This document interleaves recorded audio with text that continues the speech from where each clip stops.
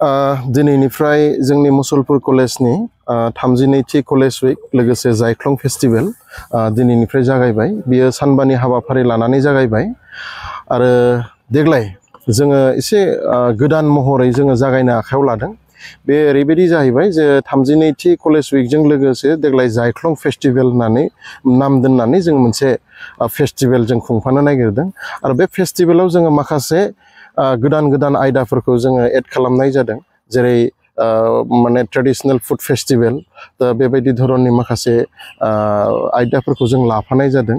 थांखिया जाहैबाय जे फरायसाफोरखौ जों एनकारेज खालामनाय, फरायसाफोरखौ जों थुलुंगा होनाय, जाहाथे फरायसाफोरा गोदान मोनसे थुलुंगा मोननानै माने बे कलेजाव फरायनायनि मोनसे परिबेस मोनो आरो इयुनाव जाहाथे गाव गावखौनो गसंथा होनो हायो। बे मोनसे गिदिर थांखिखौ लानानै जोङो दिनैनि बे जोंनि 32थि कलेज उइक लोगोसे जायख्लं फेस्टिवल, बे फेस्टिवलखौ जोङो सानबानि हाबाफारिजों गाजा गोमजायै जों खुंनो लादों।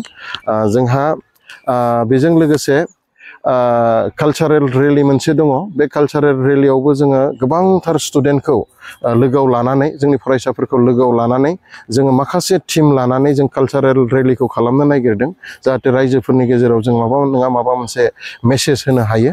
बे खोथाखौ जों सिगाङाव लाखिनाय जादों आरो जोबखालि मोनसे जोंहा बान्था राननाय प्राइज डिस्ट्रिबिउसन सेरिमनि दङ आरो बेजों लोगोसे प्राइज डिस्ट्रिबिउसन सेरिमनि जोबनाय लोगो लोगोनो प्रि बैसागु बा बैसागोनि आगु मोनसे रंजानाय फोरबो जोङो फरायसाफोर, फोरोंगिरिफोर आरो जोंखौ मोजां हास्थायनाय वेल उइजार्सफोरखौ लानानै जोङो मोनसे मेहेरगोनां मोनसे हाबाफारि जों खुंनो आखायाव लादों। जोङो गाहाय आलासि महरै जोङो लिंहरदों मेल गिफ्ट बेखेवगिरि हिसाबै मानगोनां जोंनि EM राकेश ब्रह्म सार। बिथाङा जोंनो अलरेडि खोथा होखाबाय, बिथाङा फैगोन। आरो लोगोसेयैनो जोंहा थांखि जानाय बुंथिगिरि महरै जोङो लिंहरनो नागिरदों जों बयनिबो सिनायजानाय मानगोनां दैमासा ब्रह्म, आदा मेन्डेला, बिथाङाबो जोंनो फैनो होननानै खोथा होखाबाय।